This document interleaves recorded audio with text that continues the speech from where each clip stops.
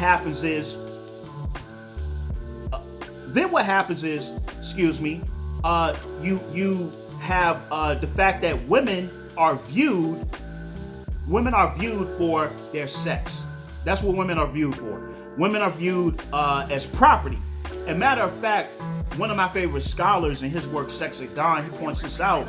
He says, when you read the book of Genesis, and it says, thou shalt not covet thy neighbor's wife, or it might be the book of Exodus because that's part of the Ten Commandments, and that's under the I think Levitical law. So it says, thou shalt not covet thy neighbor's wife. And what it truly means in context is that in agricultural societies, early agricultural societies, the wife was property of the husband. And so if you look at these ancient languages, like for example, in Hebrew, when you study Hebrew, actually Adam and Eve is not Adam and Eve.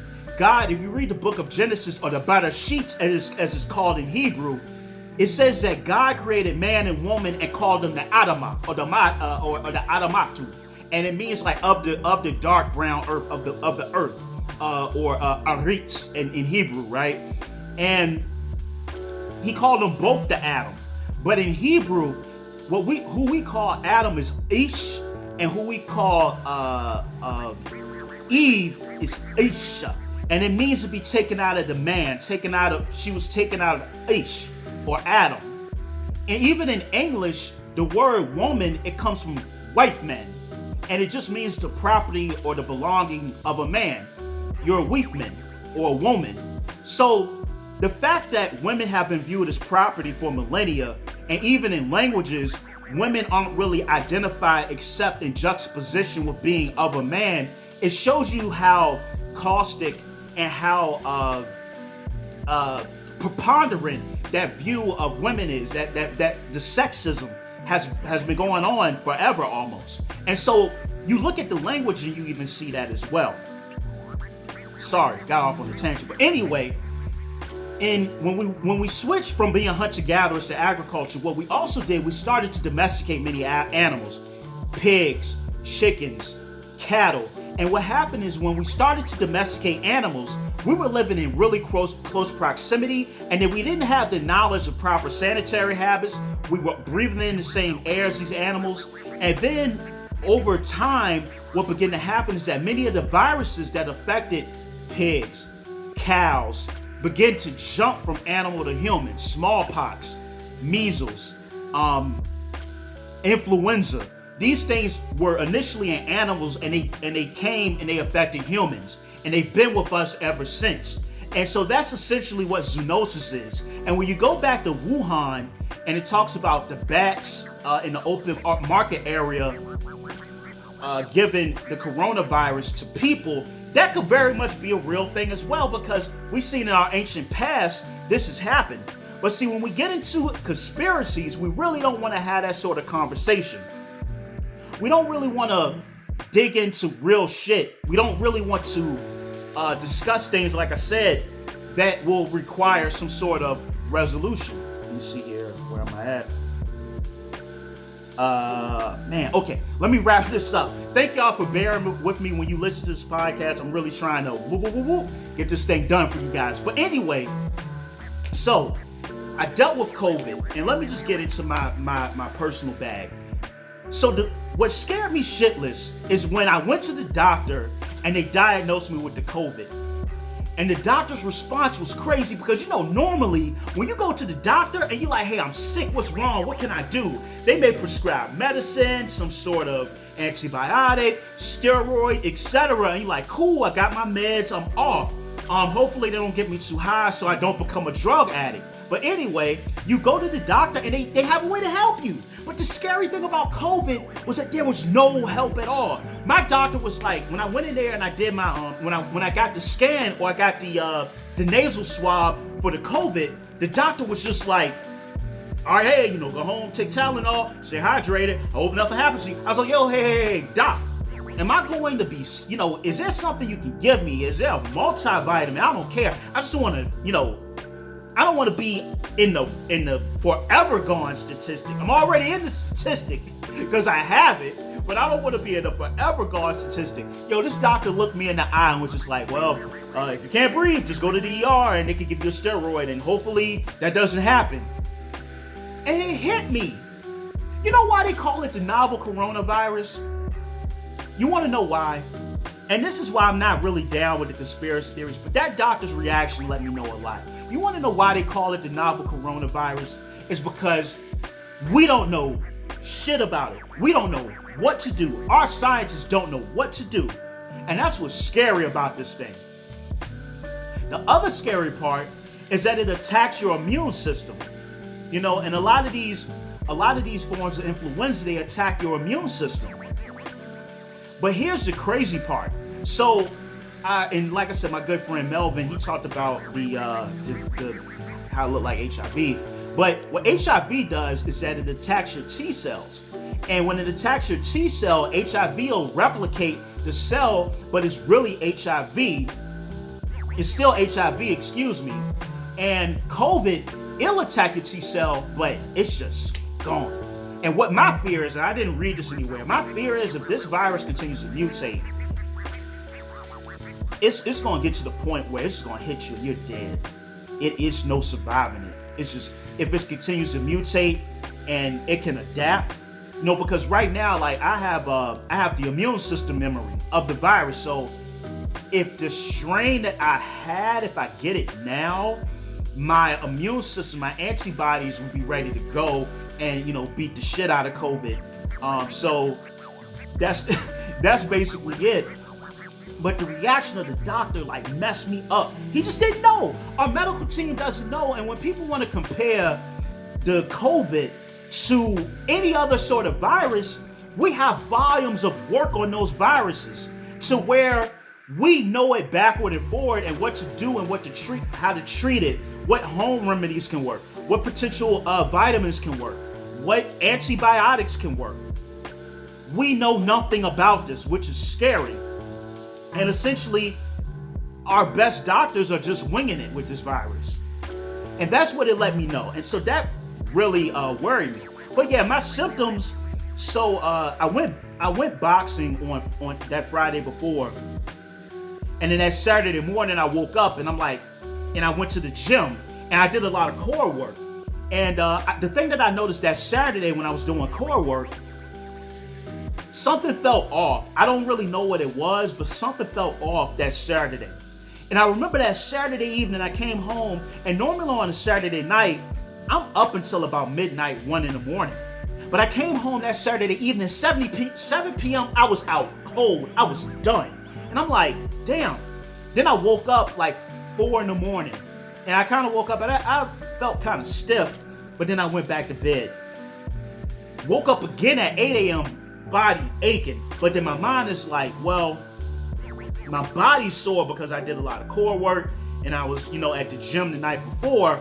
But what began to happen was that the fever came, then the headache came, and then I'm like, shit, okay, damn, all right, so this is crazy.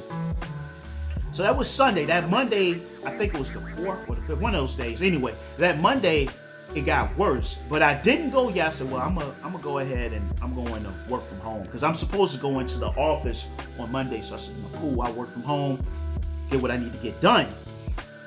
But then it got worse. So that evening, that's when I went I went to patient first. I didn't go to my primary care because they're closed, but I went to patient first. That's what the doctor said, all of this stuff that made me nervous and almost shit myself and made me feel like my life was in severe danger. Anyway, that's where I went, tested positive. What I noticed for me is that, and listen, this part is about to be graphic, so you are free to leave now. But for me, constant diarrhea, even when I wasn't eating anything. And that's the other thing too, I lost my appetite. I lost, during the period where I had COVID, I lost 15 pounds. So I lost my appetite.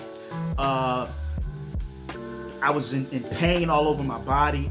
There were times at night I'd wake up with some chest pains. Just my sleep was crazy. and nausea, vomiting, all this different stuff.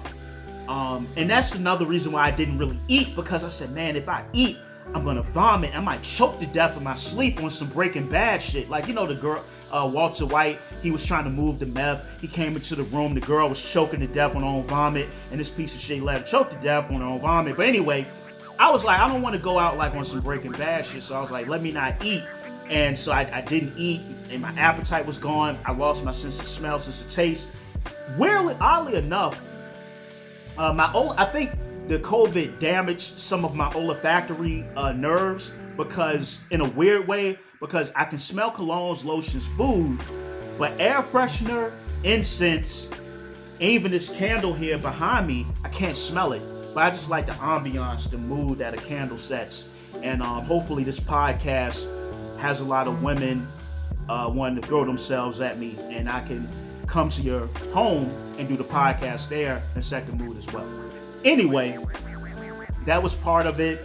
But I went through a lot during the month of April, and certain stuff I don't feel comfortable sharing on the podcast. But this is what I will say, is that it was a really humbling experience. And I think almost maybe God needed me to go through that, because before that, I was stressed out, dealing with a lot of anxiety, a lot of just a kind of workaholic, like work, grind. And I was just really going through it, something tough. And, I think I needed to sit. I think I needed to understand what was truly important in life. And what this virus allowed me to do was just that. And I realized that so long in my life, I've been a prisoner of opinion. I've been a prisoner of how people perceive me.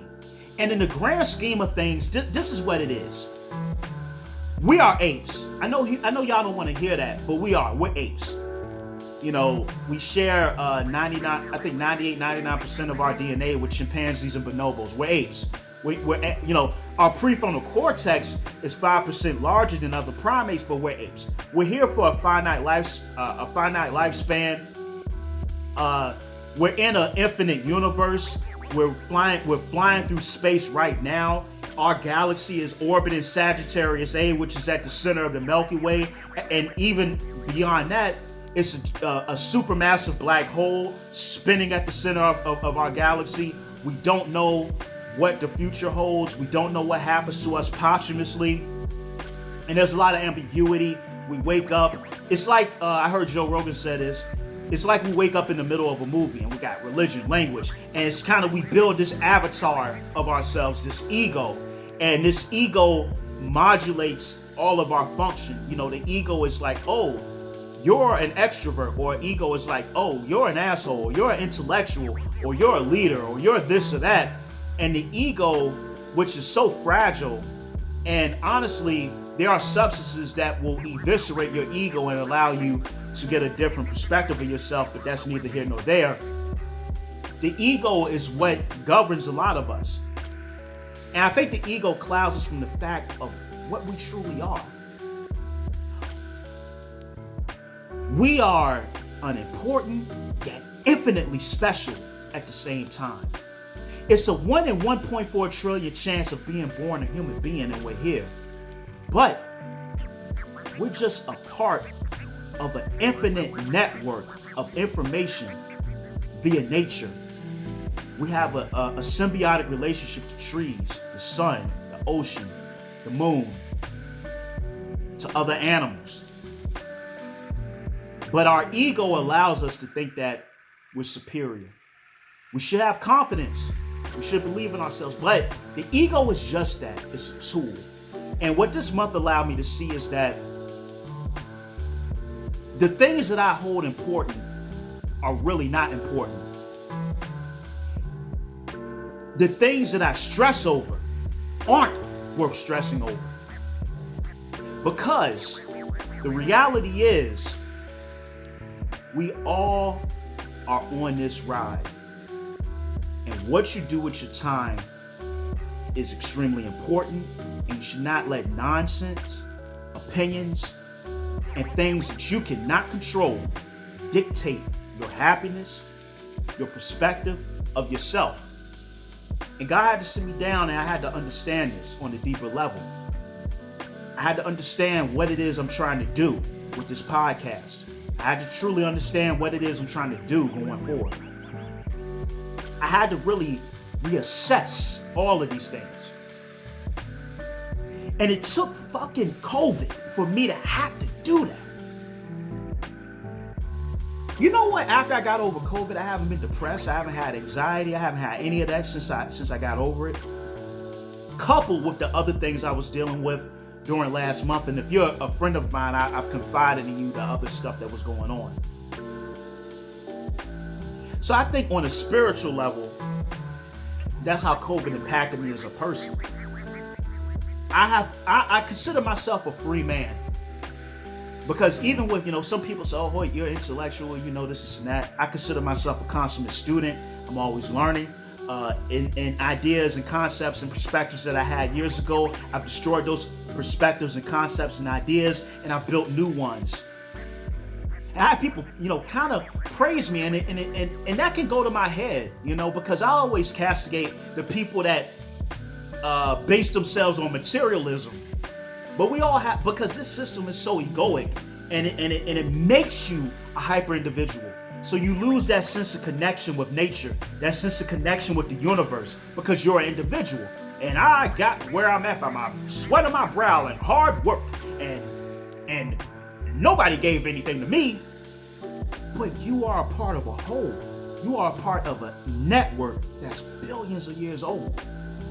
And that's a beautiful thing, to be part of that sort of continuity. It is.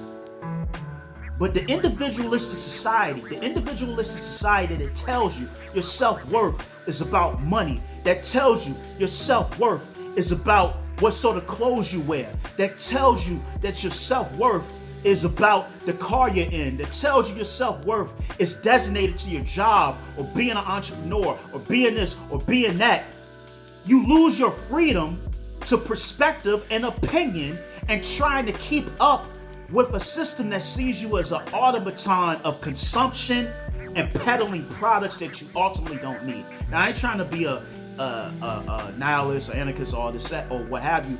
Like I said, your ego is a tool. The car is a tool. The material items are tools. You have to look at them as just that. The opinions of others can be tools. Don't look at it beyond that. If you look at it that way, it's cool. But when you internalize it as being a part of you, as being endemic to your happiness, that's where you mess up in the game. Now, as far as the vaccine goes, and I'm going to wrap this up. I'm considering getting the vaccine. I think I might go ahead and do it. Although I technically at the moment don't need to get the vaccine because I already have the antibodies that can prevent me from catching COVID. I think right now I'm at like 95 to 98%. Thank God. And hopefully God continues to bless me, keep his hands of protection over me to prevent reinfection. I'm praying for that. But yeah, that's essentially where I'm at. Now, my issue with the vaccine is that this is where I do get a little conspiratorial.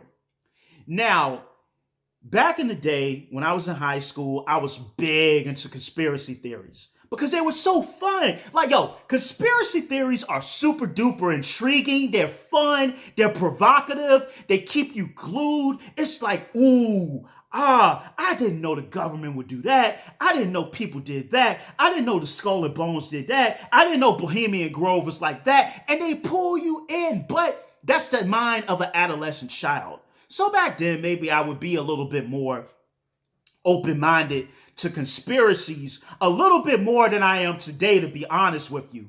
But I was just really in it. So I remember this was like 2003? Anyway, 2003, I brought a book. You know what? I keep looking at this time, but I fucked up at this point. I done went well over 30 minutes. Anyway, it's my first episode back, so who cares, right? But anyway, I purchased this book by William Mental. Excuse me. I said Mental. I purchased a book by William Milton Cooper, also known as Bill Cooper, and the name of the book is called Behold a Pale Horse. And this was like 2003 that I purchased that book. I remember reading it. And in the book, he talked about a doctor by the name of Dr. Aurelio Pesci. And he was the founder of the Club of Rome. Now, the Club of Rome was an organization where different world leaders in medicine, politics would gather and meet and discuss things that were pertinent to the world and society going forward. And one of the things he said that Dr. Aurelio Pesci discussed was a vaccine that would actually knock off half of the world's population. And what they would do is that they would introduce a microbe to the general public through the vaccine that would end up making them ill and killing them. And this was all done to lower world population, therefore allowing the elites to have a lot more control. Now, do I believe that now? Not really. But this is something that was written in that particular book. And I thought about that. I did think about that because, with the COVID vaccine, it didn't really get cleared by the FDA. They used the emergency clause just to put this thing out there. And there are different articles that talk about people developing inflammation of the heart, aneurysms. You look at the fact that with the Johnson & Johnson vaccine, you have people that develop blood clots from that particular vaccine as well. So those kind of enhance my trepidations about getting this vaccine, because I'm like, what if that happens to me? But that's just something that, hold on. All right, guys, listen, if you're listening to this podcast and you're getting bored, no, you're not getting bored because this is the best up-and-coming podcast on the internet, so I know you're not getting bored. But continue to bear with me. I'm going to let you go. I'll try to keep it to under an hour. Super duper sorry about that. But that was one of the things that I thought about.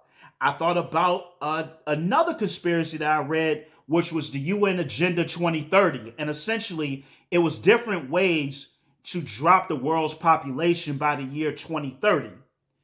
This is another conspiracy that I read. Now, these things are flowing through my mind. Even right now, like, okay, I try to, here's my ego. I try to boast that I'm the skeptic, I'm objective, I'm logical.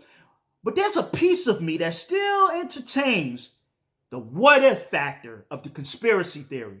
And the what if factor of the conspiracy theory is kind of marauding around my brain when I think about getting this vaccine. But nonetheless, I'm definitely going to go and get the vaccine. And, it's still, it just kind of, I have my trepidations because I'm just kind of thinking, what happens years from now after we take this vaccine? Are there going to be some sort of residual effects? Oh, I forgot to tell you really quick. After COVID, I didn't mention my lingering effects. I still have a cough. Thank God it hasn't came up during this episode. I still have a cough. I still get, some weird body pains, and I still feel fatigued. So this past weekend, I was supposed to do Saturday night events, and I couldn't. I just was really fatigued. So that still happens. Yeah. But anyway, one thing that kind of made me think about not really taking this vaccine is the profit factor. Okay? If you study vaccines, whether it's all together, like collectively, the vaccine market for Pfizer, Moderna, J&J is going to be worth $40 billion by the end of 2021. And it's expected to have another $20 billion in sales. Okay? Moderna is projected to make $21 billion off of the vaccine this year, the year of 2021. And we cannot act like monetary incentive is not a factor here. Because the pharmaceutical industry is powerful in DC. They really lobby politicians, and they're one of the big adversaries of the legalization of marijuana and through the legalization of marijuana, the medicinal uses of marijuana as well because medical marijuana has been shown to alleviate depression, help with joint and muscle aches, help cancer patients, help people with neurological disorders. And so some people are turning to cannabis as opposed to going to big pharma, and that's a problem because it's cutting in on their profit. And when you go back and you look at the anti-marijuana laws and the weed laws and the commercials that spoke out against marijuana, a lot of tobacco and alcohol companies actually put money behind those commercials to try to destroy the reputation and the image that was put out there of cannabis. So we cannot act like the pharmaceutical industry is exempt from that. So those have kind of crept into my mind when I think about taking the vaccine. So I'll say this, I do plan to get the vaccine to play my part. I want to be part of the solution and not the problem. I'll put aside my own trepidations and I'm going to go ahead and get the vaccine. COVID all in all, I pray for this planet. I pray that we can start to get a hold on this thing and possibly a new normal can start to crystallize and become part of our new reality. But look, this has been episode 64 of No Truths Barred, the best up-and-coming podcast on the internet. And I want to thank you guys for listening. I want to thank you guys for viewing this. And make sure you share the episode. Tell your friends to listen. Subscribe to the YouTube channel. Also, I have episode 2 of Hip Hop Opinions that'll get me canceled. That's coming as well. So once again, I'm glad to be back. I thank y'all. Much love, respect, peace, and peace again. I suppose hold this up. Peace, take care, and I love y'all, and see you next week. Peace.